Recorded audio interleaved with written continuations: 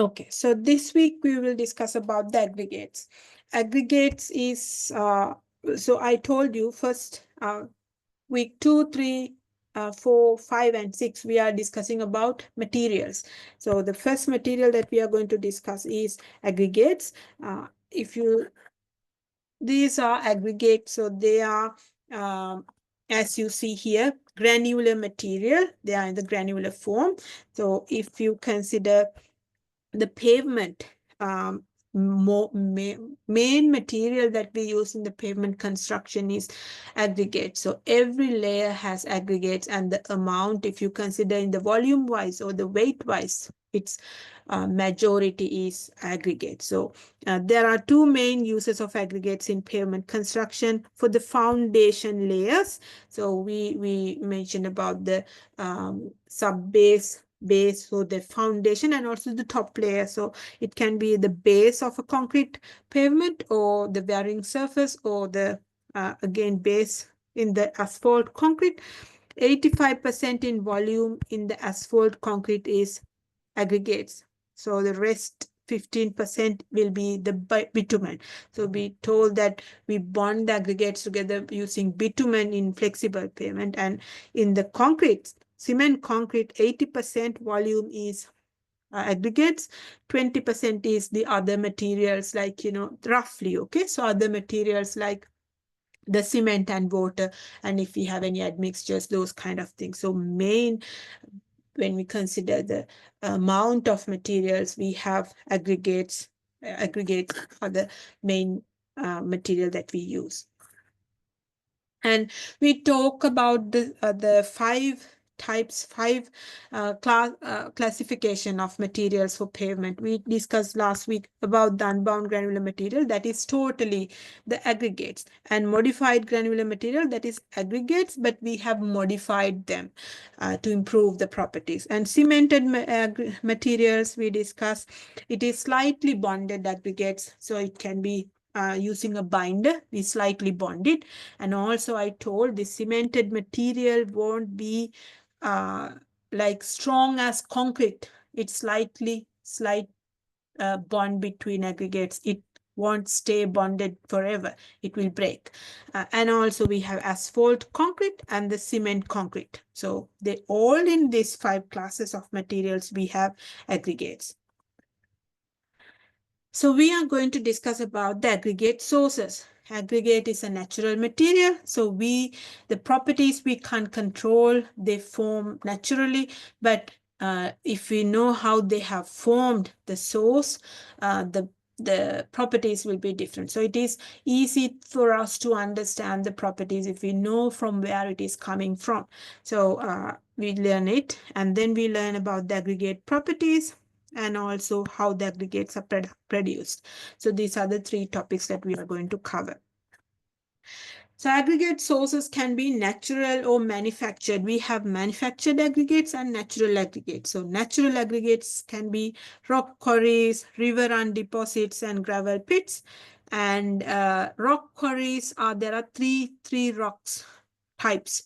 So on the basis of formation, rocks can be divided into 3 types: igneous rocks, sedimentary rocks, and metamorphic rocks. So you may have learned it in other subjects as well. So this river runs, you already know, natural sand and gravel deposited in the river beds, and gravel pits, again natural gravel, and manufactured can be slag waste from iron and steel mills. So that waste, you can use it as aggregates. So these are the types of aggregates and the sources of aggregates. So if you look at these 3 types, igneous rocks are the deposition of magma, heated molten magma. So when so you can see the lava is coming out as the molten magma, and they deposited, and when they cool down, they act as, like, they are becoming rocks. So that part we call the igneous rocks. So igneous rocks are formed from magma, which is a molten material found deep inside the earth. This molten magma comes upward or even erupt from the volcano in the form of lava. So when this lava cools, it leads to the formation of igneous rocks. So this is the igneous rocks. So common igneous rocks of pavement are basalt, dolerite. So those are the granite. So they are some examples of igneous rocks. Sedimentary rocks is like, deposits, sediments. So natural processes like rain, wind, flowing rivers carry soil particles and sand, and they over the time, sand, soil, dead plants, etc. get deposited on top of each other. They are called layers of sediments, and over the time these layers press over and another to form sedimentary rocks. So these rocks can it takes thousands of years to form. So suitable sedimentary rocks for pavements are limestones, shale, dolomite. So this limestone, actually we use that to produce cement as well. The main material in cement is the limestone. Metamorphic is a combination. So it's like, sedimentary rocks. When we apply heat and pressure to sedimentary rocks, so when we have sediments, for a long time, if we have the heat from the middle of the earth, it applies on this, and also on top of that, the pressure is applied from the top and the heat is applied from the bottom. So when it undergoes this heat and pressure, that will become the metamorphic rocks. So common metamorphic rocks that we have are, you can see these ones, granulite, gneis. So these are the metamorphic rocks. So natural sands and gravels are these ones, the shales. They are maybe some creatures, dead particles of animals, other creatures. So these ones, with the time, due to the environmental conditions, wind, water, rain, so they are becoming small particles, and they are aggregates. So these aggregates have a shape, nice smooth shape, because they have undergone the environmental effects. And the blast furnace slag is a manufactured aggregate. So you can see in the process of iron production, you can see the molten slag. This is the waste part. This waste part, again, we can use as aggregates. We can break it to particles, and we can use it as aggregates.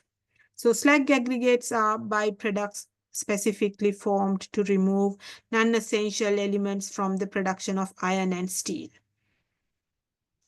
So aggregate properties, when we look at the aggregate properties, aggregates, as I have told you last week, they are natural materials, or they are byproducts of other industry and the other industries like the slag.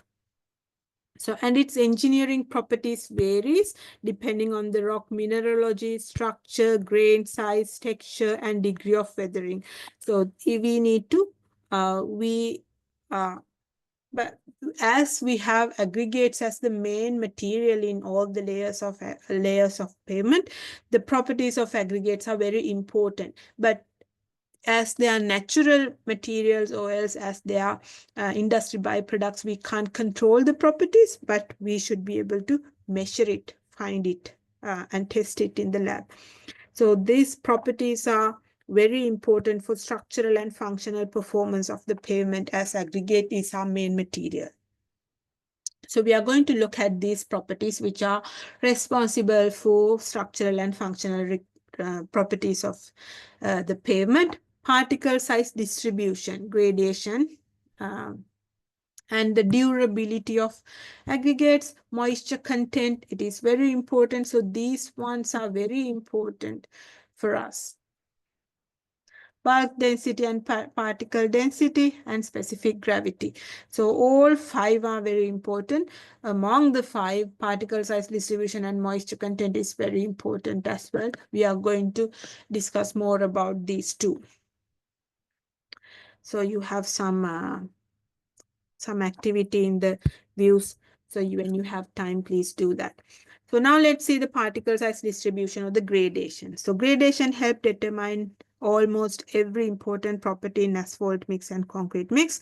The allowable aggregate gradation is specified for any pavement design depending on the project requirement. So the gradation is given to us when we do a design. So how we get it, that is from a different, like, our past experience, or else maybe depending on how much of voids we need to keep. So this is a known one. We need to select it at the very beginning. So we, depending on our requirements. So thus, in some situations, available aggregates in the market need to be blended to achieve the allowable aggregates gradation for a specific project.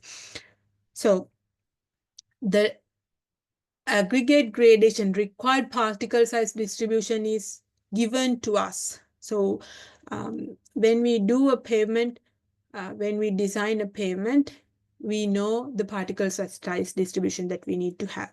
However, in the market, we may not be able to get the exact particle size distribution from the market. But what we can do is we can blend many available aggregates lots together, and we can make what we want. So that's what we are going to learn, how to blend them later on. So here, depending on the particle size distribution, we can name the gradations. So this one has a predominant one size, so single size. We call it uniformly distributed. This one has only two sizes, so we call them poorly graded. This one has every size, so it is well graded. You can see small particles can trap in between the big particles, so less voids. So you can see in the uniform size, we have more voids, but in the well-graded size, well-graded lot, we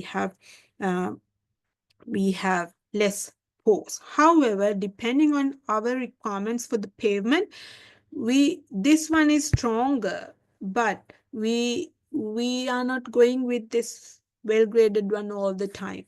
For noise reduction, or maybe to get the required roughness, or to have the right amount of the binder between the aggregates, the aggregate gradation can be different to different projects. So that a different gradation is an input value or a known value in a pavement design. So to increase the stability, reduce the water infiltration, reduce the amount of binder needed, this well-graded is needed. This well-graded is better, but however, minimum void space is needed to provide adequate volume for the binder. So this one may not have enough spaces between the aggregates to have that minimum binder content. So as I told you, depending on other project requirements, we have different size distribution for different road constructions, different projects. So how we evaluate the gradation. So this is a simple test that you are going to do in the intensive session. So what we do is we get the aggregates and we are going to put them in a set of sieves. You have larger measures at the top and tiny measures at the bottom. So you shake it in a shaker and you find out how much is remaining in each of the sieve. So using this, you can find the gradation or the particle size distribution by measuring how much from each that retained in each of the sieve. So you have this video in views, watch that one, so you can see how it is happening if We are not going to do the sieve analysis for our practical. However, we will see analyzed aggregates. So you can see the lab technicians will do the sieve analysis, and they will give you different sizes of aggregates to proceed with. But I will show you this sieve analyzing equipments and the sieves when you come to the intensive session. We can see all this. So what we are doing here is we'll do a question in the tutorial class. So every sieve, we can find out how much. So these are the sieve sizes in millimeters. So mesh sizes in millimeters. So you can see when you measure how much retained in each of the sieve, you know that is your mass retained. In the gradation curve is something like this. So here in the x-axis, you have particle sizes or the sieve sizes, both the same. So sieve sizes is the mesh sizes in the sieve, or you have particle sizes. So, and in the y-axis, you have percentage passing. It is not mass retained, it is the percentage passing. So you can see, if you look at the sieve sizes here, so we are looking at this part, you can see 75 microns. So this one is this, and 19 millimeters. So you can see the 19 millimeters somewhere here. So you, depending on the size of the sieve, you will be able to put dots and you can draw a graph. So here, how do we convert mass retained to percentage passing? So mass retained is from each sieve, how much you can collect.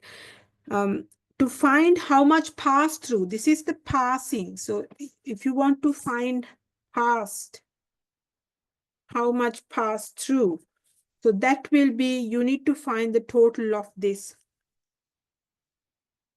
So, and you minus 0. So from the total, if you minus whatever the remaining, that will give you the amount went through the sieve. And when you consider this one, this minus 3, whatever you get here, I just say A minus 3 will be your mass pass through the second sieve. If you want to find out the mass pass through the third sieve, that will be B minus 12, that is C. So likewise, you can find out how much pass through the each sieve. Make sense? Does it make sense or not? Wait, so is there like an amount that it says per? Yes, we'll do. If you didn't understand this, we can do this. So I will take my calculator. So while I'm getting my calculator, will you be able to find out how much, when you add all these together, how much you get? I'll get my calculator.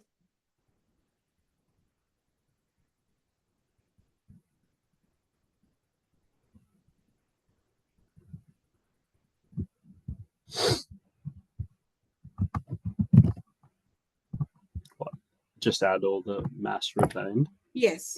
So 0 plus 3 plus 12 plus 30 plus 43 plus 125 plus 183 plus 90 plus 40. So 500 grams, okay? So what we have done here is we have taken a sample.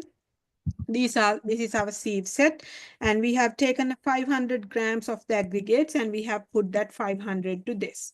Am I right? So you can see in the first sieve, nothing remaining. In the second sieve, we have 3 grams remaining. In the third sieve, we have 12 grams remaining. Likewise, at the final, this one, we have 14 grams remaining. Am I right? Maybe the pan, you have the lastly pan, maybe nothing remaining in the pan. So this is what it says. So you have taken 500 grams and you have put on the top sieve and you shake the sieves, and then every sieve retained this much of grams. Make sense? Yeah. Okay, now that is not what we have in the y-axis. We need to find amount passed through. So From the first sieve, 500, we took 500 we put 500 at the top sieve. Nothing retained, so whole 500 was passed through the sieve one. Do you agree? Yeah. And if you want to find the amount passed through the second sieve, that will be 500 minus 3, isn't it? 3 remaining, so the rest is went through. Yeah. So that will be 500 minus 3, which is 497. So for 497, out of that, 12 retained in that sieve, that particular sieve. So the remaining went through. So if you minus 497, sorry, this is 497. And this one will be 497 minus 497 minus 12. And that will be 485. Makes sense? Yeah. 485 minus 30, that will be 455. So 455 minus 43, that will be 412. And this will be 412 minus 125. And that will be 287. 287 minus 183. 83, and that is 104. 104 minus 90, and that will be 14. So 14 minus 14, this is 0. So these are the amount passed through. So 500 went through the first sieve. 497 went through the second sieve, 485, 455. And if you look at this, Yeah. nothing passed through the last sieve, and pan has a 0. Nothing went to the pan. How come when the sieve gets really small, it starts retaining less than before? It depends on the aggregate, that sample. Right. So we took 500. Most of the particles are in this size. Okay. So if there was more, then they would retain more at the bottom. It depends. So I told you there can be different sizes like this. Mm-hmm. Whatever the sample we got, we have mainly maybe something like this size. Yeah. So we can have different sizes, but this may not be the one that we need for a project. For a project, what is the gradation that we required will be given to us. Okay, now we know the amount passed through every sieve, but we need to make it to a percentage. So how we can make it to a percentage? So out of the 500 we took, whole 500 passed through. So this is 100% went through the first sieve. Do you agree? Yeah. Second sieve, that will be 497 out of the 500 went through. So that will be this. So 497 divided by 500 times by 100, that is 99.4. So likewise, you can find the percentage passing. So this will be a 0%. So you can see the percentage passing is starting with 100 and finishing with 0. So if you plot it, when the size is 19, that means the size is 19 here. 100% went through. So that dot is 100. So that dot is here.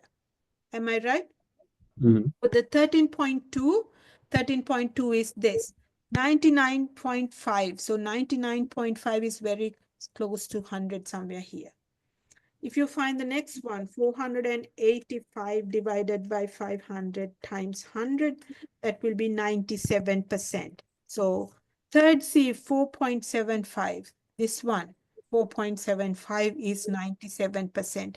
So this is 95, 97 should be somewhere here. Am I right? Yeah. So likewise, the last one, 0.75, this one is 0. So that means it is here. So when you plot it, you will get a graph like this. So this we call the gradation graph.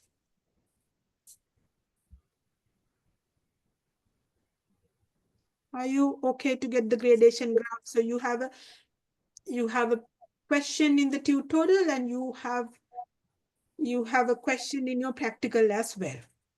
So are you Yeah, okay to get the graph from the yeah, maps retained, do the calculations and getting the graph? yeah. Okay. Yes, thank you. Okay, now up we get the graph. And after we get the graph, we can find many other things from the graph. We will come back to the graph. Before that, we divide aggregates into coarse, fine, and filler. Okay, so coarse aggregates are the aggregates with size more than 4.75. So this lot we call the coarse aggregates. Sizes up to here, we call them the fine aggregates. Whatever remaining in the pan, we call it the fine aggregates. So coarse aggregates are the aggregates which are more than 4.75. You need to remember this, your calculations. When you do the calculations, this is very important. Coarse aggregates are the aggregates which are more than 4.75. Fine aggregates are between these two sizes, and filler is whatever the passing through this size, 0.75. So depending on this one, this amount of coarse, amount of fine, and amount of fillers we have, there are different terminologies, different things that we can calculate. We know the coarse aggregate, what is coarse, filler, and fine. So we know how to find them. We need to know the maximum aggregate size in an aggregate lot. So when you consider aggregate sample, we should be able to find the maximum aggregate size. And we should be able to find the nominal maximum aggregate size. They are definitions. I will tell you what are these, how to find them in the next slide. And we should be able to find the fineness modulus. We need to find the maximum density gradation. So these ones can be found after you do the sieve analysis test. So when we do the sieve analysis, we can find how much of coarse, how much of fine, how much of filler we have, maximum size, nominal maximum size, fineness modulus, and the maximum density gradation. So here, how to find them? You have to remember this. You will get questions in your mid-quart as well. What do we mean by maximum size of aggregates? The smallest sieve size through which 100% aggregate pass through. Smallest sieve where you see 100% passing. And nominal maximum aggregate size is the largest sieve that retained 0 to 10% of aggregate. So these definitions you need to remember. So nominal size means the largest sieve retains 0 to 10. Maximum size is the smallest sieve passing 100%. Make sense?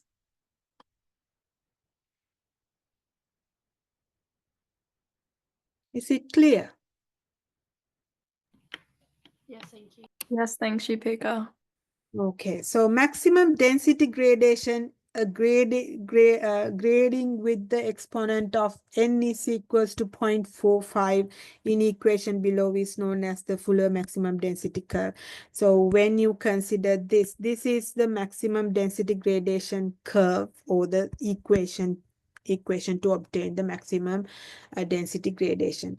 Pi is percentage passing a sieve of size di. Di is the nominal sieve size, and D is the nominal maximum practical size, and N is the exponent. So this one, don't worry about this. We'll take some numbers and we'll do this one so that you will get clarified this. Okay, so don't worry about this for the time being.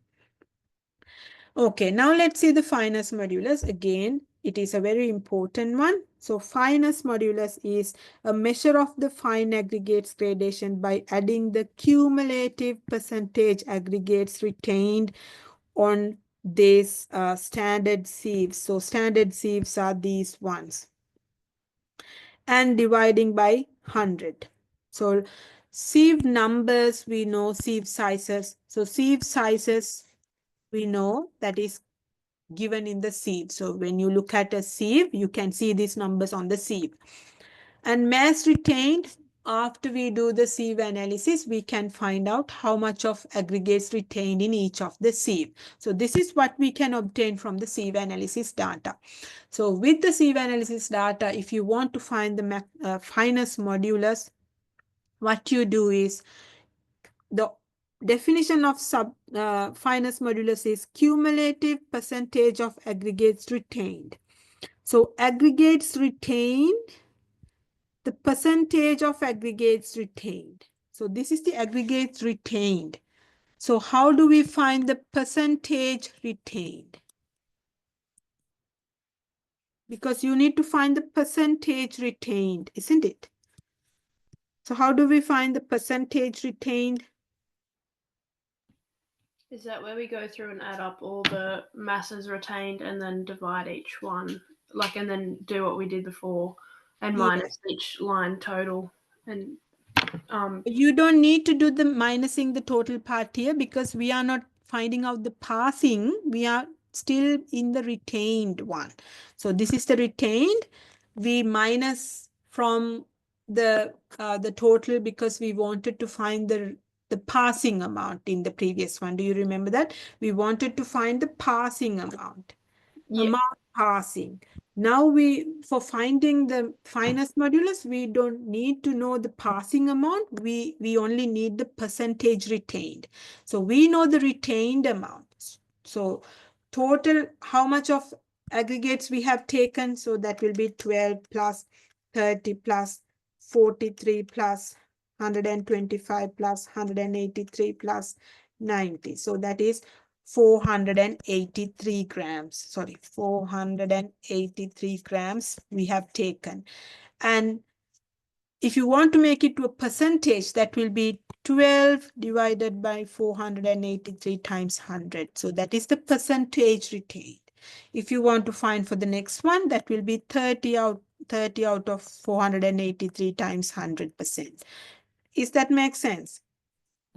Yes, thank you. So 43 divided by 483 times 100%, and this will be 125 divided by 483 times 100%, and this will be 183 divided by 483 times 100%, and this will be 90 divided by 483 times 100%. So we first need to find this percentage retained, and that will be this column. So shall we do this question? You have one question in the tutorial as well, a different one. So 12 divided by 483 times 100, that will be 2.48. Do you get the same?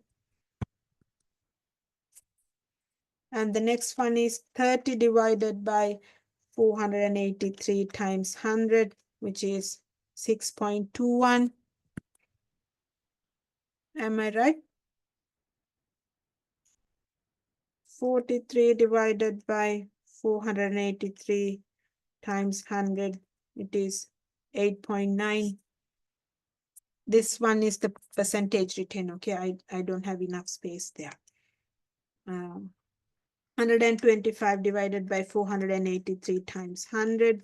So that is 25.88. And then the 183 divided by 483 times 100, and that is 37.89. And the last one is 90 divided by 483 times 100. I think you are doing with me. Are you doing with me? So this is the percentage retained. So for every sieve, as a percentage, retained percentage is this. Is it clear? Yeah. So we found the percentage retained. But you have a cumulative part here. Cumulative is you have to take the sum. So this will be cumulative value. Okay, so this is the cumulative value. So this is 2.48. When you go to the next one, you need to add these two together. So that will be 2.48 plus 6.21, which is 8.69. Plus, you need to add this one also when you go to the next. So it is a cumulative value. So 8.9. So this will be 17.59. Why we are doing it? Because that is the definition of fineness modulus. Definition of fineness modulus is cumulative percentage retained divided by 100. So this is the definition. You don't have definitions in your equation sheet. Definitions need to be remembered. So fineness modulus is the cumulative percentage retained divided by 100. So that's why we are doing this cumulative part now. So 17.559 plus 25.88, which is 43.47 plus this 37.89, which is 81.36 plus 18.663, which is 99.99. Am I right? We have another part, adding the cumulative percentage. So you need to add these all together. When you add the cumulative value, I'll write it in different way. So I will write it like this. Cumulative and the sum. Sum of or adding the cumulative percentage retained. So there are three things. You need to first find the percentage retained, then you need to find the cumulative of it, and then you need to add them together. So you add these together, that will be 2.48 plus 8.69 plus 17.59 plus 43.47 plus 81.36 plus 99.99. So I got 253.58. And then we need to divide by 100. So we divide this by 100. So the fineness modulus for this particular sample is 2.5358. Agree? Did you understand what I did? Yeah, thank you. How about Reena and Jaden? I'm all good, thanks. Yeah, I think so. You just add all the values and divide it by 100. Yes. So finally we did that. Before that we found the percentage retained. Yeah. And then we found the cumulative value of it. Then we added the cumulative values together and then divided by 100. Okay. So we have to do all four things. We have done four things. Percentage retained, cumulative value, sum, adding the cumulative value or sum of the cumulative value divided by 100. Yes. So we have a question in the tutorial. You can try that one as well. So you have the previous question, which is sieve analysis question in the tutorial. One question is this. One question is this fineness modulus question. You can try both. Okay, so now let's see the different names that we can give for the gradation. So we can have well-graded aggregates or dense aggregates. Well-graded means you have all the sizes like this. We can have gap grade. You have a gap here. No size. These two sizes are not there. So that kind of a graph we call gap grading. Open grade means you don't have smaller particles. So that we call the open grade. Uniformly graded means you have just one size, predominant one size. So that we call the uniformly graded. So you need to remember this, and you can identify what kind of a gradation you have just by looking at the graph. So you can see here, this blue graph is the blue line here. Blue line here. This one here is well graded. Why is that? From start to end, you can see the curve is nicely drawn. So that is well graded. You have all the sizes. Uniform grade is one size. So it is just one, like, it is very narrow curve because you have just one size. Gap graded, you are missing this part. That means you don't have some part here. So that means you have a flat curve at the middle because you don't have any changes there. So that is a flat curve at the middle, horizontal curve. So whenever you have the horizontal part at the middle, that is a gap graded one. Open graded, you can see flat at the beginning. So flat at the small sizes. So here you don't have small sizes. So it is flat at the beginning. Make sense?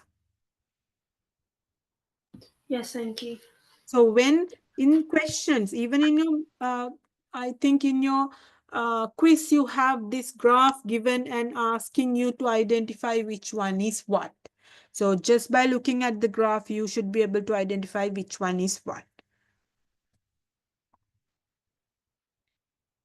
Okay, so this is what I have already told you. I'm not going to go through this because I already told you. Uniformly graded, narrow curve. Open grade, that means you have vertical curve in the middle, or else you can have a flat curve at the start. When you have a flat curve at the start, what is happening? When you have a flat curve at the start, it should rise like this, sudden rise. So you have a vertical, like, you have a straight part at the middle. And gap grade has a horizontal path at the middle, flat at the middle. Dense grade, you have well graded, you have like, you have all the way like a nice curve from the top, like, it's every sieve has something retained, like closely equal. Okay, up to here, do you have any question? No, all good, thanks. Okay, now even though you haven't understood the last part, now please pay attention. This is another numerical part. You get questions in your mid-quarter as well. Every time we have got questions from this part. And also, this is a very important part. So I told you, so in any project, the design engineer will give us the particle size distribution required for a project. So this is the particle size distribution we need for a project, for this particular project. So just assume that we have a project to do, and the particle size distribution for that particular layer, maybe for the base, we need to have this AC20 envelope. So that is the name given to this one. This is what we need. But we can't ready-madely, like, it is not available in the market, this size distribution. We can't, like, ask a size distribution from the aggregate seller, and we can't buy it. So there are 4 available size distributions in the market, A, B, C, D. So we have to check whether any of these are okay with our requirements. So can you tell me, is there anyone okay with our requirement? So here, if I look at A, these are the sieve sizes. 37.5, 100% is passing. 19, 65% is passing. 9.5, 34 is passing, 34%. 4.75, 10% is passing. So you can see from each of these sieves how much is passing. So even the B, you can see how much is passing in the B, how much is passing in the C, how much is passing through the, in the, like, you know, D, if you take D sample, sample of D, this is how it is passing. We need this as our requirement. So let's look at A. If you look at A, 100 is passing through 37 and we need to have 100 passing through. So this one is okay. Am I right? From the 19 sieve, we need to have something between 90 and 100 should pass. 90 to 100, in between 90% to 100% should pass. So this one is not okay. Agree? Yep. So even this one is not okay. So we can't use A for our project. Can you check B, whether B is okay for our project or not?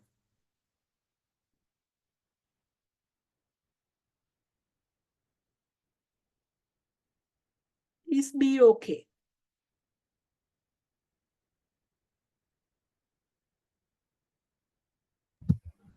No, Why no?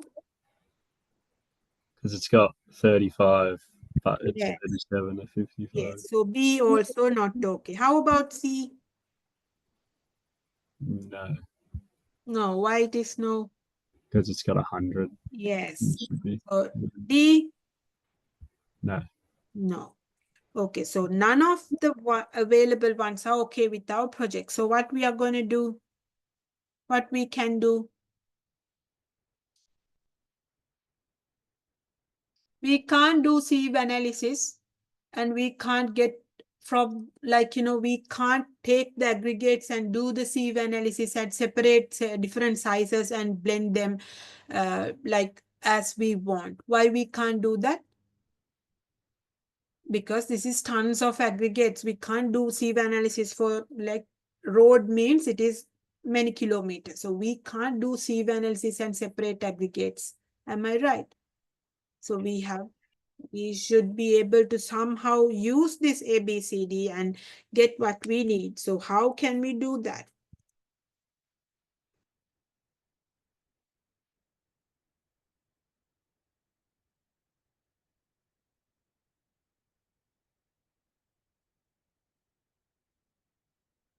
We are going to blend them. Blend ABCD. You don't have to blend all four. You can blend 2 or 3. Somehow, if we can get something which is according to this requirement, then that will be suitable for our project. If we know 10% from A, 20% from B, maybe 50% from C, and 5, 6, 7, 8, 20% from D, 100%, right? So when you add all together, if we mix in these proportions, if we can get this one, we can easily get the proportions.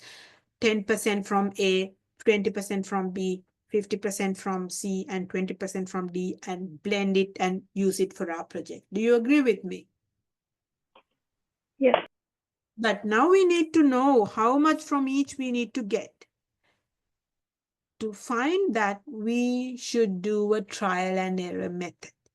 Okay, so in questions, you don't have to start from nothing. In a question, we ask you to use some, like, you know, we give you some percentages to start with. So we are going to do a trial. First trial, I'm going to take 30% from A, 40% from B, 20% from C, 10% from D, and blend and see whether we get it. So we are not going to blend and see, we are going to calculate and see. When you have this ones in that percentages, trial 1, this is my trial 1. So if you blend them together, this trial 1 passing percentages we can calculate. We don't have to blend and see. We can calculate. So if you take 30% of A, that will be 100 times 30% from this one. And if you take 40% of B, that will be 40% of this 100. If you take 20% of C, that will be 20% of this 100. And then finally, you are getting 10% of the D, that is 10% of 100. So when you add these together, that will give you the percentage passing from the sieve 37.5 from your trial one.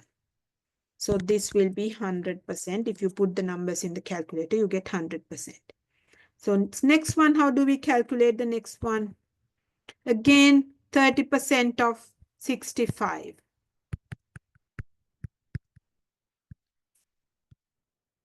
And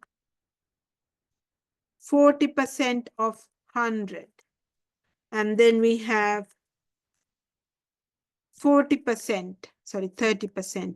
B is 30%, isn't it? Sorry, B is 40%, sorry, my mistake. B is 40%. And C is 20% of 100 plus 10% of 100. That will give you the next one. Do you understand how I'm calculating this percentage passing for the trial one?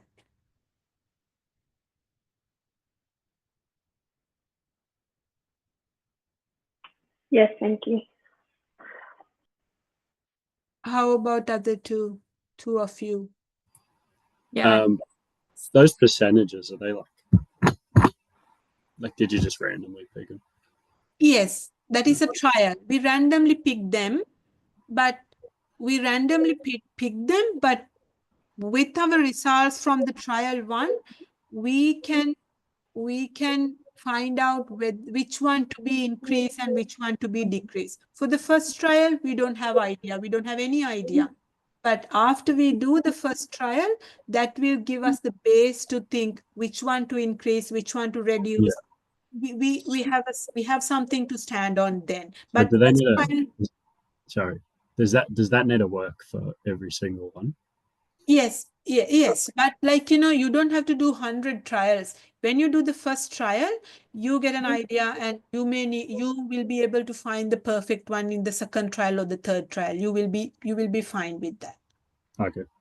So you are not going to do this in the industry. We have software to do that. But you are learning the basic theory because you need to know how the software works. Okay. Okay, now how do we find for maybe let's take this now. So 30% from 10 and 40% from 35 and 20% from 100 and 10% from 100. So likewise, will you be able to find me about 3 just for me?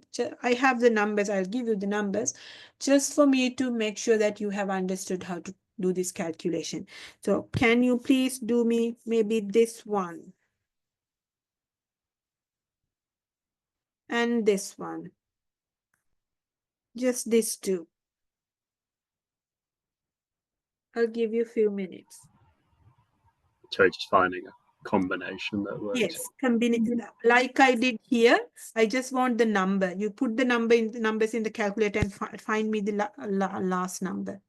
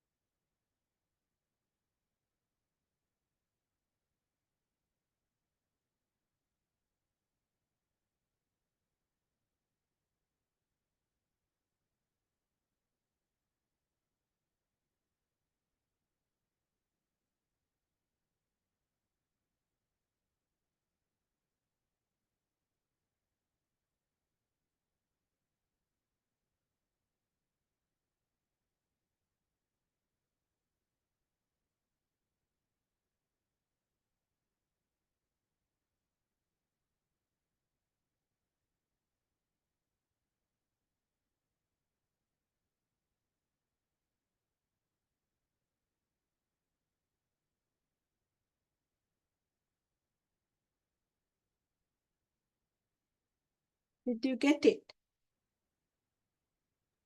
I think so. Yeah, I think so. Okay, now let's see. Did you get these numbers? I told you only 2. For the 2, you did you get numbers? Oh. I got 30, 30, 20, and 20. Which one I told you to get? What was that?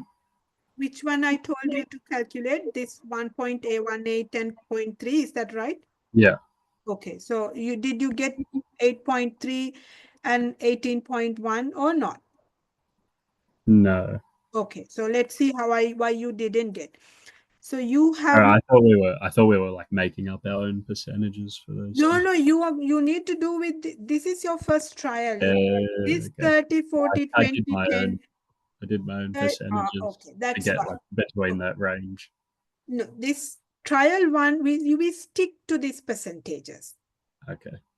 for whole lot. Okay, so all of these one should be with these percentages. Your trial one is these percentages. In the trial 2, you can have different percentages. But trial 1, we assume the percentage. You can assume from the beginning, if you assume different percentages, that's totally fine. But we did that for the first few ones, we assumed 30% from A, 40 from B, 20 from C, and 10 from D. So we keep it for the whole calculation. Otherwise, we go wrong. Make sense? Yeah. How about the 2 girls? Did you get these numbers or not? Yeah, I did. I got slightly different. I got 18.6 and 8.5, but that's because for B, I accidentally times it by 50%, not 40%. So. Okay, that's okay. So when you do the percentages, these percentages together, it should be 100% because when you're adding up percentages, it should make the 100%. Okay, so first trial, you can assume any number, as I have assumed 30, 40, 20, and 10, but they should be equal to 100 when you add them together. So I think, Jaden, you have done the calculations right. Only thing is your percentages are different. So you understood the method, right? Yeah. I just picked different percentages, but it was still within the range. So. Okay. Okay. So now this trial blend 1, is that okay with our envelope AC20 or not? Now tell me, this one is okay. Am I right? Yes. Yeah. This one is not okay. Yeah. This is okay. All of these are okay. Agree? Yeah. Okay. Now let's see what we can do to this. So this need to be a little bit higher. Am I right? Yeah. To make this one a little bit higher, you can play with these numbers now. So which one to be increased, which ones to be decreased. So if I further increase A percentage, so now I have 30% of A. If I make it to 35%, and if I reduce B to 35%, B was 40 now. If I do that, if I increase the A and decrease the B, do you think this will go up? No. No, why is that? That 65 is less. So if you increase A, always this number will go further down.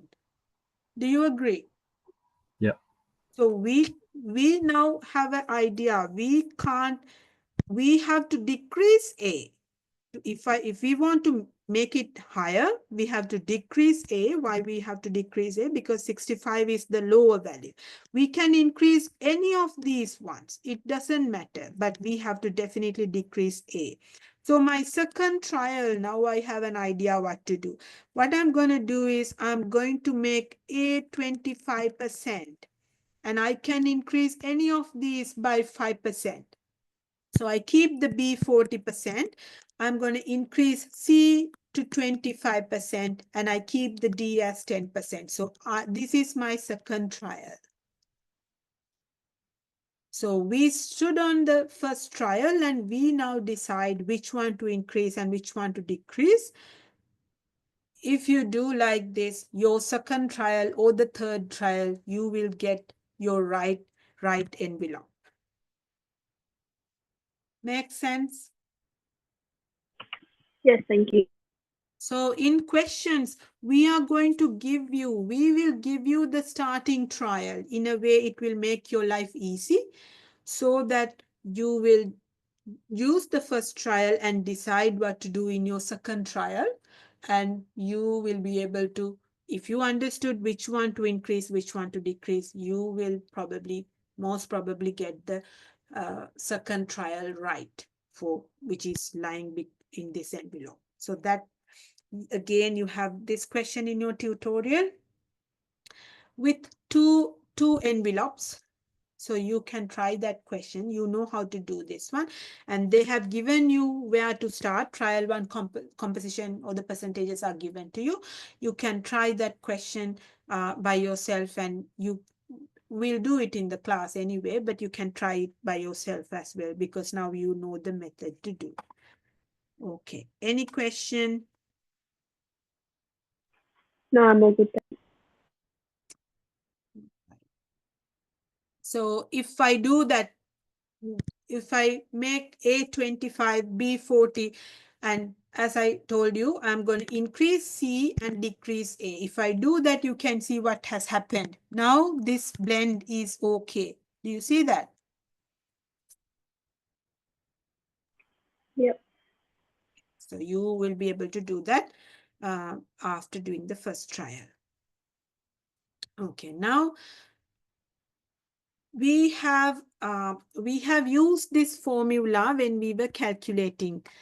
Even I haven't told you this formula. You have used that formula here to calculate these numbers, and you are familiar with that. So I don't have to go through this one because you already know that. Okay, now let's see the next property is the moisture in the aggregates. Aggregates are we see it as hard materials, but we can't see there are tiny pores in the aggregate. So in this tiny pores, there can be water trapped in the tiny pores. So depending on how this water, where the water trap, we name them. So moisture content, we can find the moisture content. We already no, not this one. In soil, I told, I think. So moisture contents you can find. So you take your aggregate sample, you weigh it. This is your wet aggregate sample, wet sample. You weight it. So when you weight it, you get the mass of the wet sample. Or mass of the moist aggregates, mm. And what you do is then you put this sample in the oven and you let the water to evaporate. Now you have oven dried sample. So this mass is oven dried mass. Now how much of water was there? You can find the amount of water. Moist mass minus the oven dried mass will give you the amount of water. And moisture content is amount of water divided by the dry weight of the sample times 100% is giving you the moisture percentage. Is that clear how to find the moisture percentage? Yep. Okay, so there are different types of moisture, as I told you. This situation of the aggregates, we call it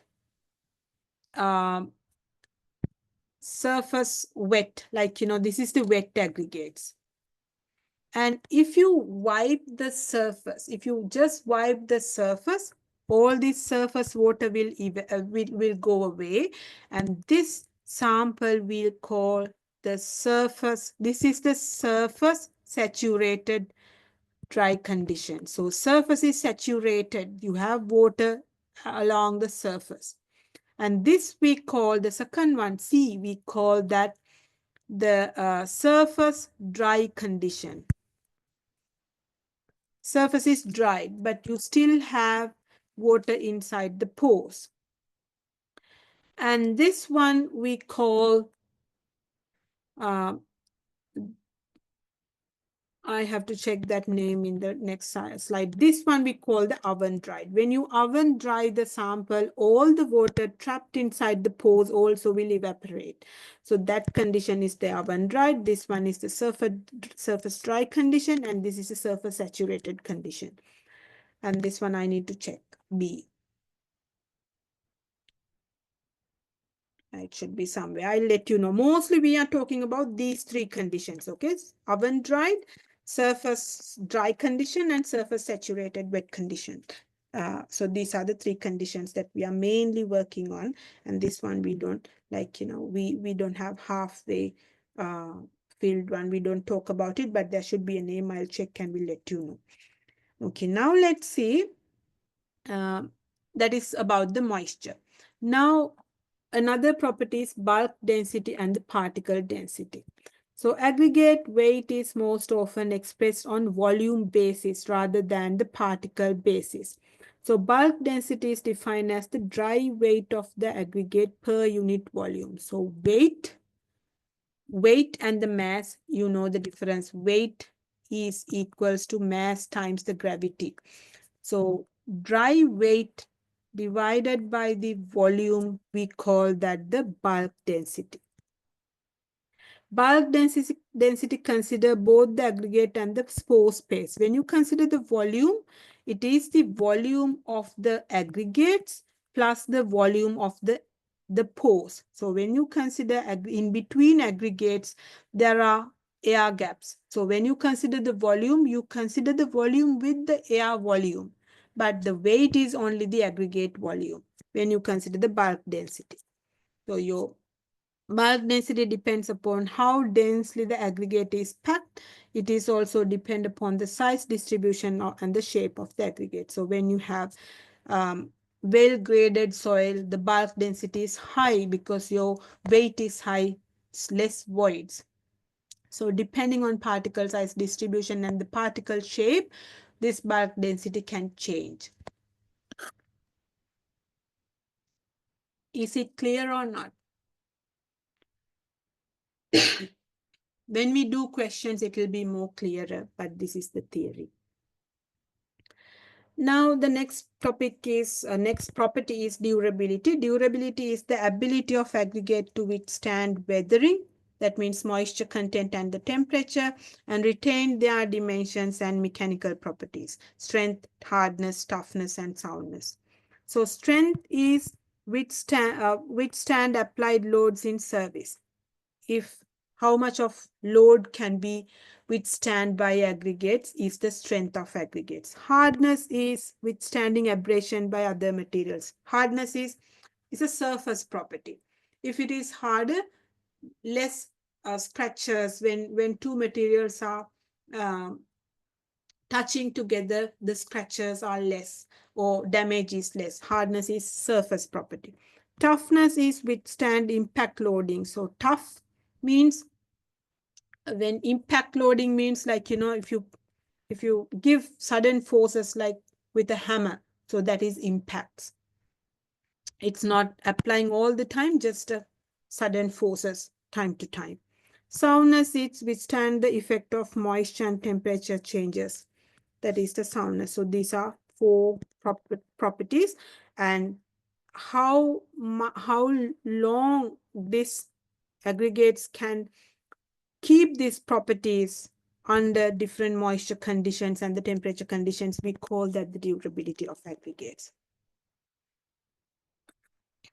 So I can put this, I think you already have in views this PDF slides of this tutorial. So I have explained here what do we mean by this physical and chemical thing. So durability can be physical durability and the chemical durability. Physical durability can be divided into soundness and the wear resistant, and chemical durability is how the aggregates react with the chemicals in the environment. another property of aggregates are the particle shape. So there are two shape related terminologies that we need to learn: angularity and the flakiness. So flaky means flat, like, flakes like shape. Angularity is how this, you can see these are the rounded shape. If you have a rounded shape, it is low angularity. So if you look at here, I think it's not here. So angularity and flakiness is shape related textures. So you can see these ones are less angularity, and these ones are more flaky, and these ones are more, angularity is more as well because it is not rounded shape. This shape is important because if you have rounded shapes in a concrete mix, when you mix with concrete water or cement water with aggregates, these rounded shapes can roll over and they can go to the bottom of your cement. It won't, like, it's easy to mix, but when you pour it in somewhere like in a mold, the rounded aggregates will go to the bottom easily. So, but if you have flaky, or else if you have angularity, aggregates with angular different shapes like this, what happen is they stuck. They can't easily roll down, so they stuck and they stay evenly distributed throughout the concrete. So, but that angularity, aggregates with angular shape is difficult to mix. So because rounded particles easily mixing, angular particles, they mix, it's hard to mix, but they are better in distributing evenly in a concrete mix. So shape is important for that because of that one. Mobility, because of the mobility. Now the next one is the specific gravity. That means the relative density. These are properties. Don't worry about it. You don't have to, like, remember everything. When you do questions during the tutorial class, you will identify which terminologies are more important to us, and you don't have to purposely remember them. When we do questions, you will get that understanding what that means. Okay, so don't worry. I have to go through the theory because I have to cover the theory, but when we do questions, we are not going to use all of these terminologies. There are few very important ones, and you will get familiarized with them when you do questions. So specific gravity, or the relative density, is an aggregate is the ratio of its weight and the weight of the equal volume of water. So aggregate specific gravity is needed to determine weight to volume relationship and calculate the various volume related quantities such as voids in mineral aggregates and voids filled by asphalt. So these two terminologies are important, but don't worry about it. I will explain it later with some numbers. So I told you, we can have aggregates with oven dried. That means no water trapped inside the pores. All the water evaporated. Now we only have the aggregates. Saturated surface dry condition, I told you, water fills the aggregate pores. And submerged in water means that, you have water everywhere, like, it's in submerged condition. So here, there are 4 types of bulk specific gravity depending on what volume and what weight we consider. So specific gravity is always mass. Specific weight is different. Specific gravity is different. Specific weight is weight divided by volume. Specific gravity is mass divided by the volume. So difference between specific weight and specific gravity is that. Is that make sense? Weight divided by the volume is specific weight. Mass divided by the volume is the specific gravity. Is it clear or not?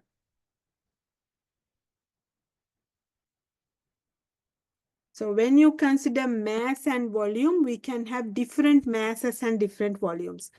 Apparent bulk specific gravity is mass is the oven-dried mass and volume is the volume of aggregates only.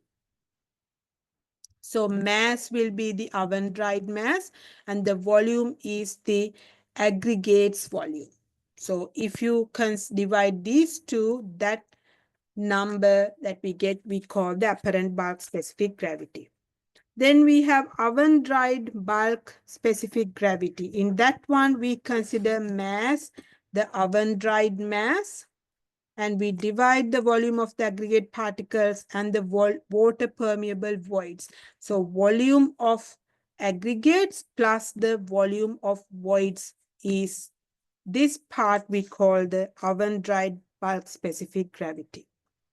And saturated surface dry bulk specific gravity means mass of SSD condition, surface saturated dry mass, we divide by the volume of aggregate plus the volume of voids.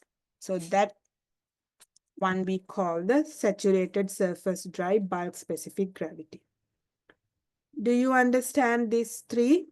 Effective bulk specific gravity means mass of the oven dry divided by the volume of aggregates plus volume of voids plus volume of asphalt. We'll later on learn about this one when we do the asphalt mix design. So do you see the differences between these four terminologies? The mass we consider and the volume we consider is different. That's the differences. You don't have to remember any of these, but I want you to understand these differences. Do you understand this?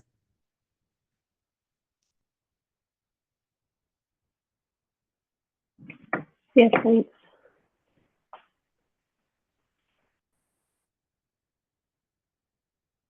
You have that here as well. I hope you have understood that one here as well. Okay. Now, whenever we find the specific gravity of a mix, so we told that aggregates we blend together to get the required particle size distribution. So when you are blending aggregates, we should be able to find the properties of blended aggregates. So when we are finding the properties of blended aggregates, we can use the previous equation that we use when we make the blend. I hope you remember. You guys calculated that. So like you are calculating 40% from A, or else 30% from A, 40% from B, 20% from C, and 10% from D. Likewise, you can calculate any property using this equation. But whenever your property is the specific gravity, you can't use this formula to do it. Instead, you have to use this kind of a formula. This is the formula only for the specific gravity. Okay, so any of the specific gravities that we have discussed here, when you have to combine aggregates and find the blend property for specific gravity, you need to use this equation. Again, don't worry about this for the time being. We'll learn it later on. So for all the other properties, we use this bottom equation. Just for the specific gravity, we use the top equation. So again, we have a question in the tutorial. You will be able to, or else we can do this question here. So here they have given you the specific bulk specific gravity of A, B, C aggregates. And they are saying you are taking they haven't told us the percentages, have they? No, they haven't told us the percentage. I think we have a tutorial question. Okay, when I'm doing the tutorial question, we will do this one this kind of a question. Or else we can take a sample.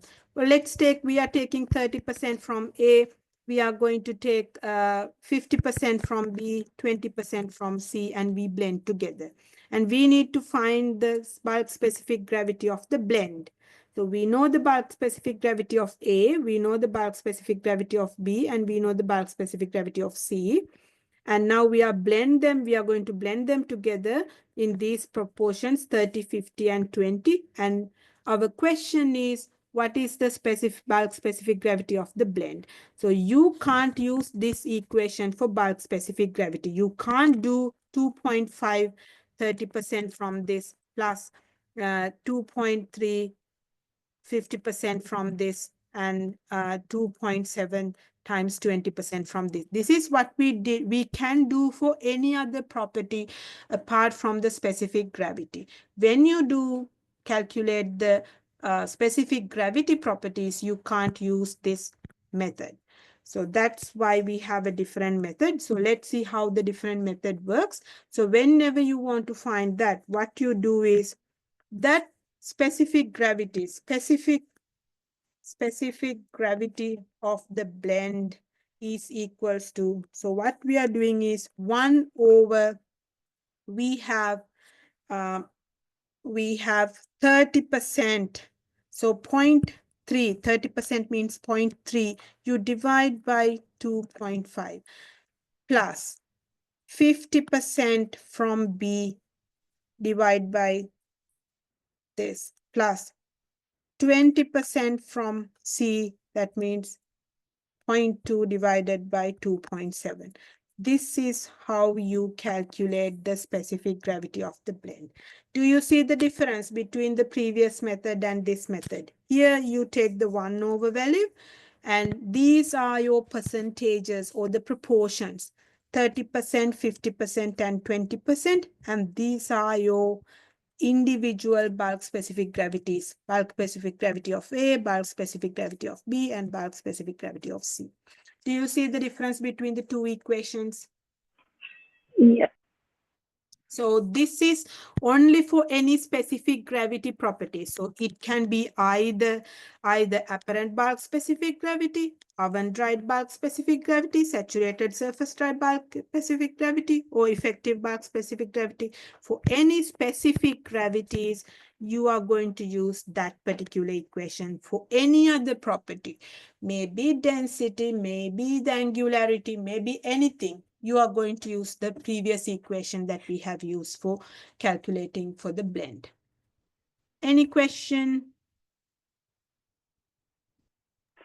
No, no good thing.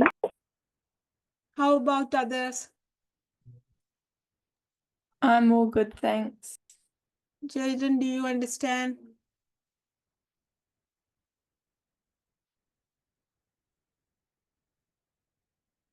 Are you there, Jaden?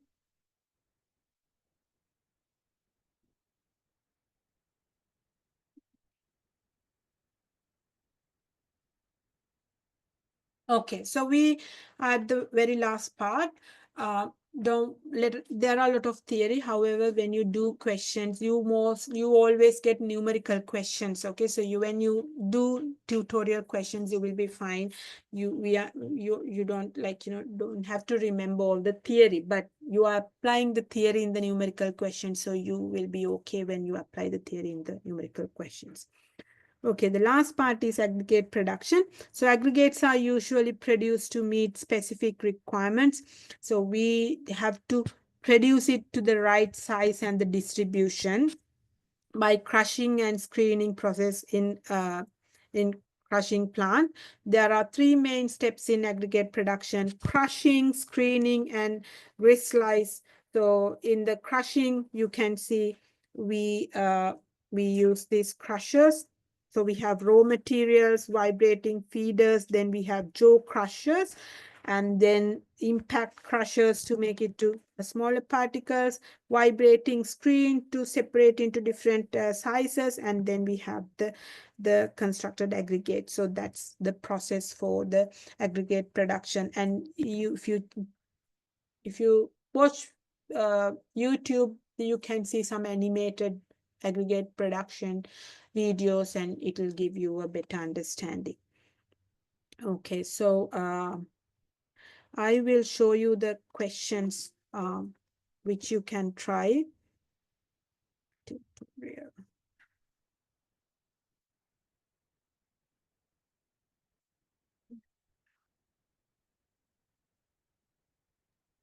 Would you be able to share that slide as well, UPCart? Like I know there is the PDF document, but Yes, yes. If you don't have it, I can share it.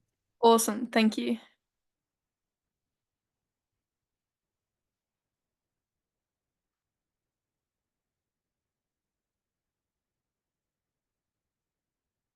Okay, so there are 3 questions in the aggregate tutorial, tutorial 2. I will put this one as well after the tutorial class. I have given a summary. So you already know the summary. Okay, in the first question, you have to find the moisture content.